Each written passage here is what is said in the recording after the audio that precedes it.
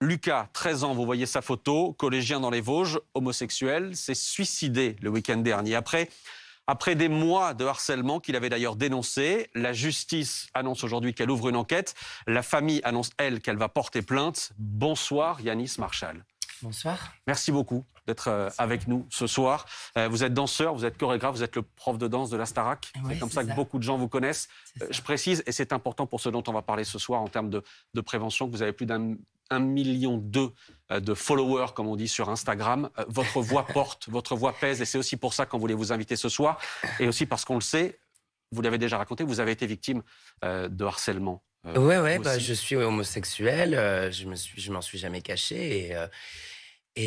Premièrement, déjà, toutes mes condoléances aux parents du petit Lucas. Enfin, ça me touche énormément.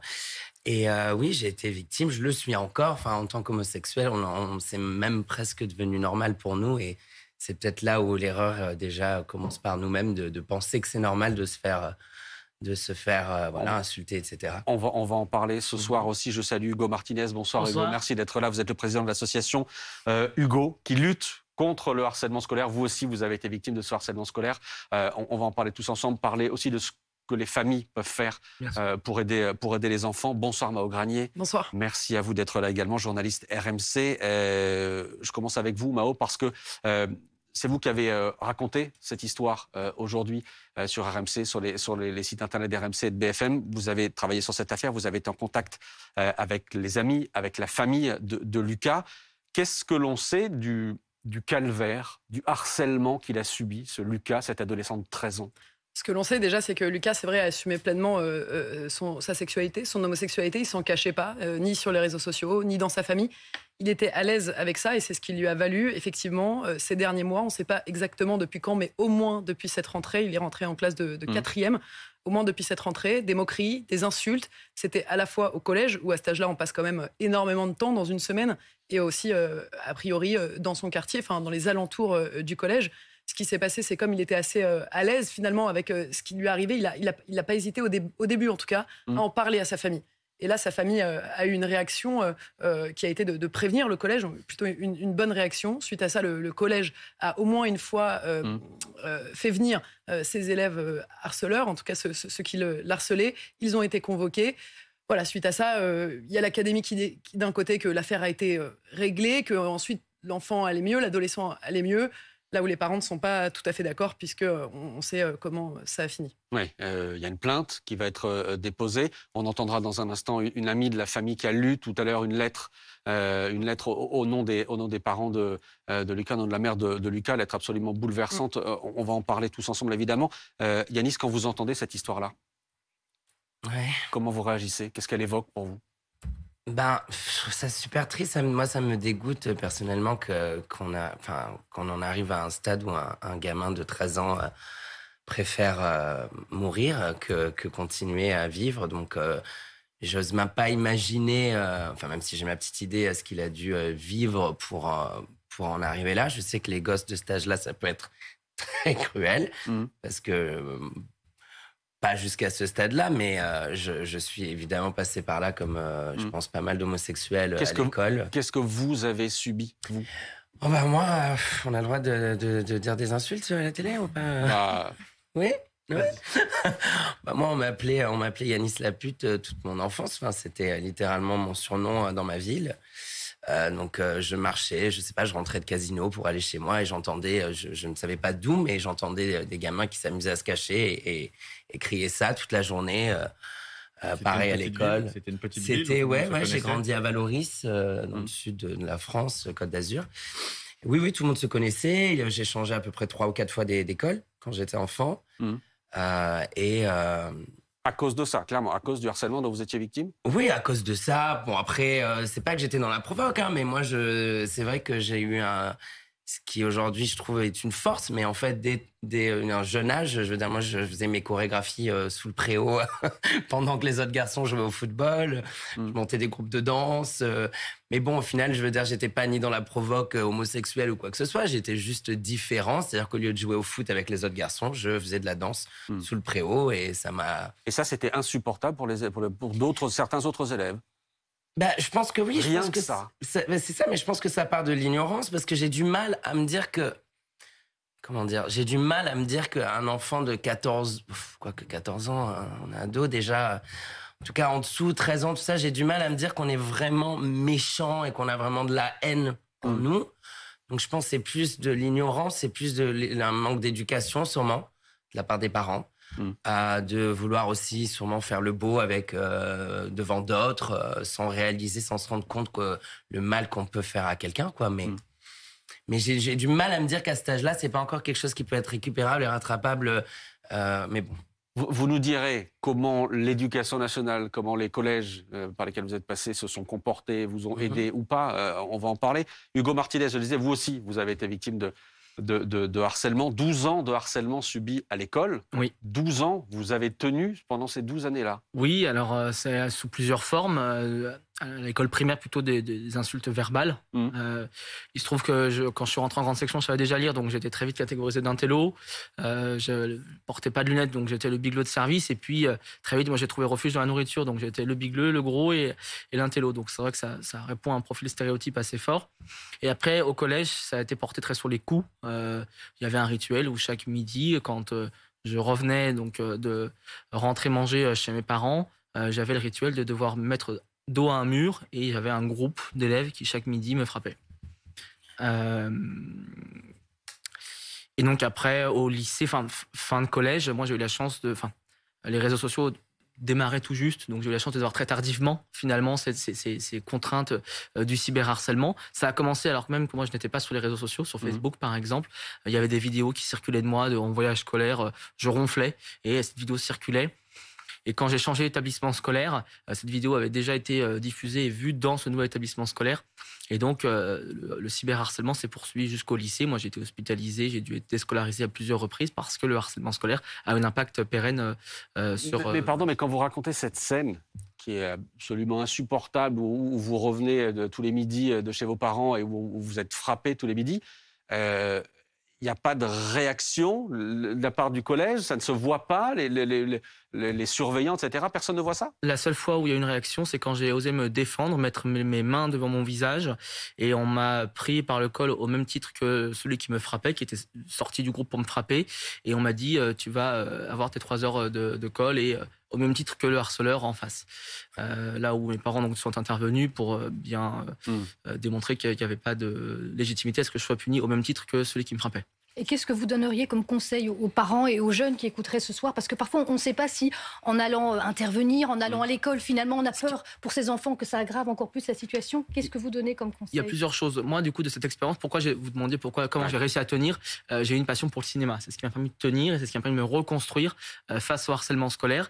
Donc moi, déjà, et c'est ce qu'on fait avec l'association, c'est accompagner les jeunes à trouver une passion artistique, donc la danse, entre autres, une passion sportive, une passion culturelle, parce que c'est un espace de confiance en soi dans lequel ils vont pouvoir se reconstruire.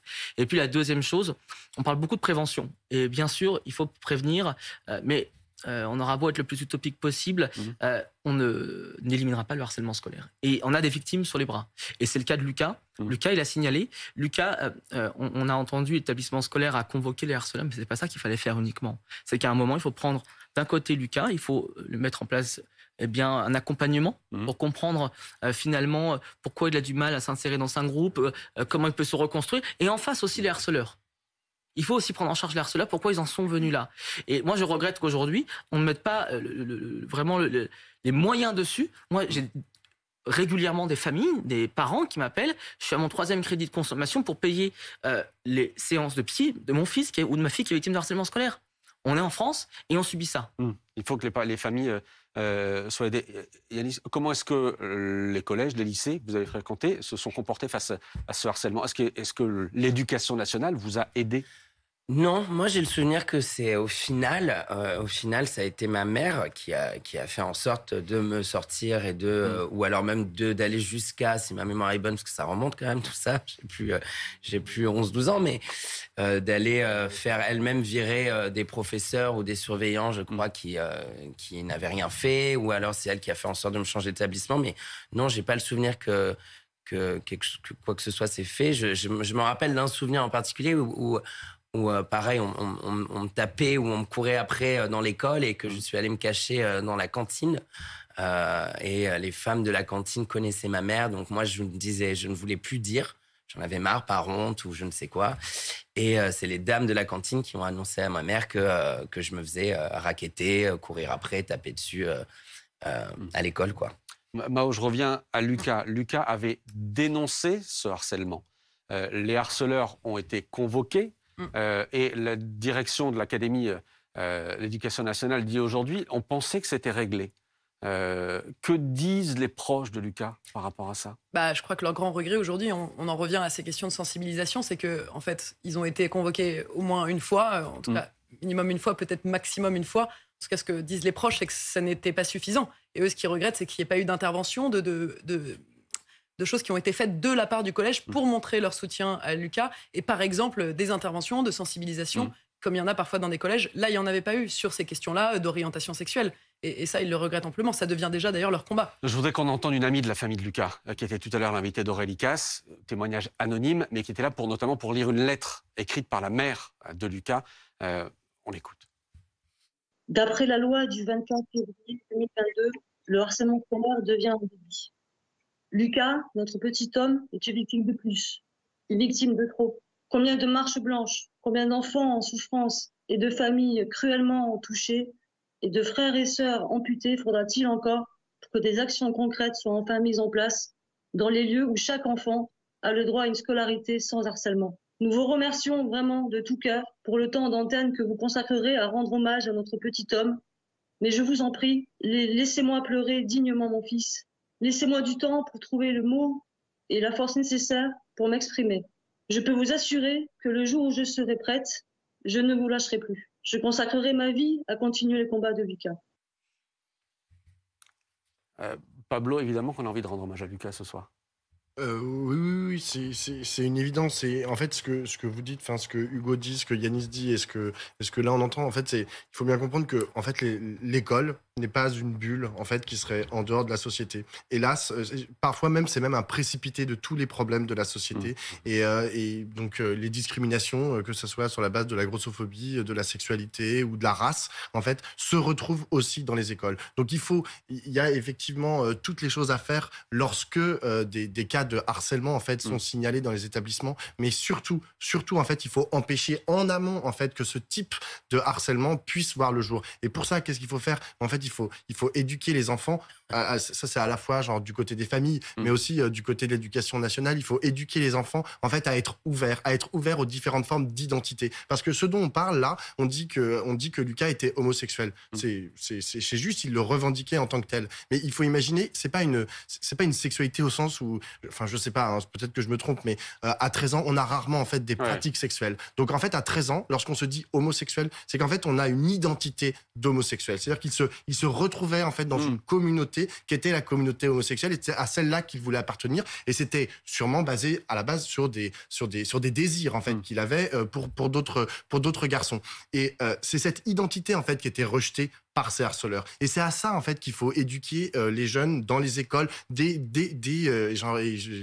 tant pis pour les fachos d'extrême droite. Enfin, bien sûr, dès le plus jeune âge, dès la maternelle, dès la primaire. En fait, c'est ça, éduquer à la sexualité, c'est avant tout éduquer en fait à l'ouverture en fait sur les autres identités. Bah oui, tout le monde ne se ressemble pas. Il y en a qui font de la danse sur des talons. Il y en a d'autres qui vont changer de genre. Il y en a d'autres qui n'ont pas la même couleur de peau. Il y en a d'autres qui sont un peu plus gros et d'autres un peu plus maigres. Mais il faut que l'éducation nationale, si elle doit avoir une mission et une mission première, c'est cette mission d'acceptation des autres. Ce message-là, Yanis, il n'est toujours pas passé. Bah non, la preuve. La preuve avec ce qui se passe, non, il n'est pas passé, mais je suis complètement d'accord. Je trouve qu'il faut de tout pour faire un monde, et je pense que ça part de l'éducation. Moi, je dirais même des parents, avant tout. Et oui, je pense qu'il est bien d'apprendre aux autres que voilà, ce qui fait... notre plus grande force, c'est que je suis moi, tu es toi, et c'est ça notre force en fait. Il faut pas essayer de se ressembler, que la différence c'est une belle chose. Et voilà quoi, j'ai envie de dire, tant qu'on fait chier personne, qu'on nous laisse être ou faire ce qu'on veut, aimer qui on veut, et surtout de comprendre que d'aimer un garçon, d'aimer une femme, ça reste de l'amour. Au final, c'est que de l'amour. Enfin, on n'est pas bizarre. J'ai regardé, Hugo, un certain nombre de vos déclarations. Il y a une phrase qui est assez bouleversante après tout ce que vous avez vécu. Vous dites « Les harceleurs souffrent presque autant qu'ils font du mal ». Et oui, parce que c'est ce que j'expliquais tout à l'heure. En fait, quand on en vient à harceler un camarade, ou en tout cas à mener tout un groupe à harceler ce camarade de classe, c'est qu'il y a un moment, en fait, eh bien, c'est une volonté de mettre en lumière quelqu'un d'autre pour mieux se cacher finalement et être plus dans l'ombre. Et en fait, quand j'expliquais tout à l'heure ce travail d'accompagnement, c'est ça, en fait, c'est comprendre, mener cet enfant qui harcèle d'autres camarades à comprendre finalement pourquoi il en vient à harceler. Et en fait, ce travail-là, aujourd'hui, il n'est pas fait. Aujourd'hui, la première solution qu'on a, c'est on déplace la victime d'établissement scolaire. Éventuellement, on déplace l'un ou quelques-uns des harceleurs, mais en fait, on ne fait que déplacer le problème. Et en fait, on laisse empirer les choses, et l'enfant qui est victime de harcèlement scolaire, il va se refaire harceler parce qu'il n'a pas regagné sa confiance en soi dans ce nouvel établissement, et l'enfant harceleur, il réharcelera d'autres victimes de harcèlement scolaire. Je ne veux pas qu'on stigmatise les harceleurs, parce que dans 9 cas sur 10, il y a un vrai souci de confiance en soi. Il y a toujours un cas sur 10 où là, c'est de l'ordre pathologique. Mais par contre, dans 9 cas sur 10, ce sont des enfants qui souffrent autant qu'ils font de mal. Vraiment. Mao, il y a une enquête qui est ouverte par la justice, là. Une enquête préliminaire a été ouverte pour harcèlement sur mineurs de moins de 15 ans par le procureur hier, parce que le procureur l'a précisé, il n'était pas au courant des faits. Le collège ne l'avait pas sollicité en amont. Pour les faits de harcèlement au départ. Voilà, donc ça, l'établissement était au courant, mais pas la justice.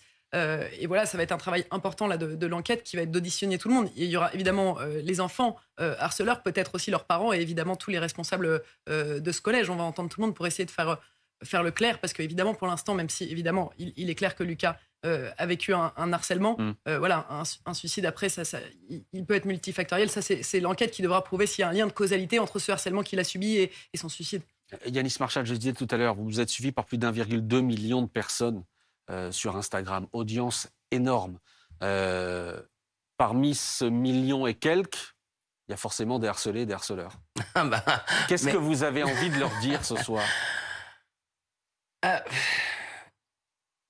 Moi, j'ai tendance, et c'est peut-être là où je suis fautif aussi au final, j'ai tendance à complètement ignorer et ne pas répondre à ça et ne même plus voir. J'en suis à un stade où ça ne m'affecte plus. Parce qu'aujourd'hui, c'est des insultes en permanence. Oui, après, en fait, bon, je vais être honnête sur, je sais pas, par exemple, je vais poster une vidéo de mon travail, je vais quand même avoir beaucoup plus de commentaires agréables et qui me félicitent que d'insultes. Mais il y a toujours des insultes et oui, je suis humain. Quand j'ai le temps d'aller voir les commentaires, je vais les voir et c'est peut-être ce que je retiens consciemment, voilà. Mais vous avez la force aujourd'hui d'ignorer les autres. Mais en tout cas, c'est mon choix, alors que des fois, je pourrais me dire, attends, lui, je vais me le faire. Je vais répondre, mais je le fais pas parce que je sais que déjà, en fait, je suis aussi en train de parler derrière un écran. Je ne sais pas à qui je parle. À la rigueur, j'aurais plus tendance à m'adresser à quelqu'un face à face. Je trouverais ça plus intéressant parce que j'ai pas peur d'aller m'adresser à quelqu'un en face. Mais bon, derrière un écran, il y a déjà ça qui me gêne. Et puis surtout, je me dis que ça sert à rien, qu'il vaut mieux complètement ignorer. Mais c'est là où maintenant j'en suis à me poser des questions et à me demander est-ce que justement c'est aussi la bonne chose à faire d'ignorer, puisque... Vous êtes adulte, c'est la différence. Oui, c'est ça, je suis adulte. Il y a quand même un problème d'encadrement des adultes dans l'éducation nationale et des parents qui sont sans doute aussi débordés par les réseaux sociaux. Vous l'évoquiez tout à l'heure, mais c'est vrai que ça démultiplie encore plus le harcèlement. Et même quand on est seul chez soi, en fait, on peut encore subir les harcèlements. Et ça, c'est une violence supplémentaire qu'on a du mal à évaluer et qu'on a du mal à contrer même. Après, je pense aussi qu'un enfant, mais bon, je juge personne, mais je pense si j'avais un enfant demain, je pense qu'il y a un âge pour les réseaux sociaux et il y a un âge pour être enfant. Et je pense pas... J'étais pas sur les réseaux sociaux, j'ai été victime de cyberharcèlement et ça a été fatal parce que cette vidéo qui était prise à mon insu, elle a circulé dans plusieurs établissements scolaires, plusieurs villages. Donc même quand on n'est pas sur les réseaux sociaux, et ça peut être même une forme d'exclusion vécue par l'enfant, parce qu'aujourd'hui c'est 9 élèves sur 10 qui sont sur les réseaux sociaux, je crois que ce n'est pas la solution. Je crois qu'il faut éduquer les enfants à l'usage des réseaux sociaux et leur faire prendre conscience de l'impact d'une vidéo, de l'impact d'une photo, de l'impact d'un post, d'un commentaire, parce qu'ils n'ont pas cette capacité en fait d'empathie à cet âge-là. Ils ne se rendent pas compte que finalement quelque chose qu'eux vont vivre comme juste un clic sur un bouton, derrière l'impact que ça a. Quand on est en intervention en école, moi je leur demande, en fait je leur dis, est-ce que cette même phrase, cette même insulte, si vous le dites à quelqu'un en face dans la rue, est-ce que vous le feriez finalement ? Et en fait, dans la plupart des cas, ils disent non. Et en fait, c'est à ce moment-là qu'ils se rendent compte que finalement, il y a une limite en fait, et que les réseaux sociaux ne doivent pas être la porte à tout va. Pauline. Oui, je voulais revenir sur ce que vous disiez justement sur l'importance de la libération de la parole à l'école, d'en parler à l'école, de sensibiliser, parce qu'en fait, il y a un courant très inquiétant qu'on entend un petit peu en France ici, où attention, il ne faut pas sexualiser nos enfants, il ne faut pas trop parler de tous ces sujets-là, parce que ça va effectivement, c'est sale, tout ce qui touche finalement à l'homosexualité. Et en fait, ce courant-là, il est déjà très en vogue aux États-Unis, où ça a donné lieu à une loi qui a été surnommée Don't Say Gay, ne parlez pas des homosexuels, où il est interdit, en fait, toujours sous couvert de ne pas sexualiser les enfants, interdit de parler d'orientation sexuelle et d'éducation sexuelle, mais ça veut dire aussi qu'on ne peut pas, que les infirmières, les assistants sociaux ne peuvent pas évoquer ces questions-là avec les enfants, sinon les parents peuvent porter plainte contre l'école. Donc au contraire, le drame de Lucas, ça remet en évidence le fait que non, il faut libérer la parole, en parler, y compris à l'école. Okay, si je peux me permettre, par exemple, le travail que la production de TF1 de la Star Academy m'a autorisé à faire, alors que c'était un pari, enfin c'était pas gagné d'avance, mais de me il faut expliquer à ceux qui nous regardent et qui n'ont pas forcément regardé la Star Academy que l'une de vos spécialités, vous êtes connu mondialement pour ça, c'est de danser avec des talons. C'est de danser avec des talons aiguilles. Ça paraît tout con, mais ça a beaucoup fait parler. C'est très beau. Non, c'est pas pour ça que je dis ça, mais ça a beaucoup fait parler. C'est ça que je veux dire. Parler, mais surtout, on m'a autorisé à le faire en pleine quotidienne à 17h30 sur un programme familial, ou alors en prime time le samedi soir, pareil en première partie sur TF1 à 21h30 quoi. Et c'est vrai qu'au début ils avaient un petit peu peur, et moi je poussais pour aller vers là, pour dire oui mais enfin voilà quoi, on est en 2022, let's go quoi. C'est pas, il y a rien de vulgaire là-dedans, il y a rien de, je ne force personne à en mettre. D'ailleurs, j'ai eu des élèves qui n'ont pas voulu mettre les talons, je les ai pas forcés, c'était pas du tout une obligation, mais c'était juste voilà pour ouvrir un peu les esprits. Et maintenant dans la rue, j'ai justement des mamans, souvent, ça m'est arrivé là vraiment, il y a pas très longtemps encore, qui viennent me voir en me disant merci, grâce à vous, mon fils, il met des talons à la maison. Oui, je dis c'était même pas le but, mais juste peu importe, on parle de talons, mais les talons, c'est juste un objet. C'est pas voilà, mais il y a une identité qui se construit. Ce qui veut dire qu'on montre aussi que c'est ok. À la télé, on a une représentation, et c'est important aussi en tant qu'homosexuel. Je l'ai pas toujours eu en grandissant. J'ai pas toujours eu quelqu'un à la télé où je pouvais dire tiens, ça me fait penser à moi. Tiens, j'ai ces mêmes idées. J'ai pas toujours eu ça. Mao. Et en parlant de symboles, la famille veut absolument organiser une marche blanche. Et une des premières choses que la famille a dit, c'est dans cette marche blanche, on aimerait que tout le monde porte un symbole LGBTQIA pour justement montrer soutien à leur fils qui n'est plus avec nous. Voilà, montrer. C'est important. La fierté, quoi. Voilà. Être fier en tout cas de ce mouvement-là. Oui.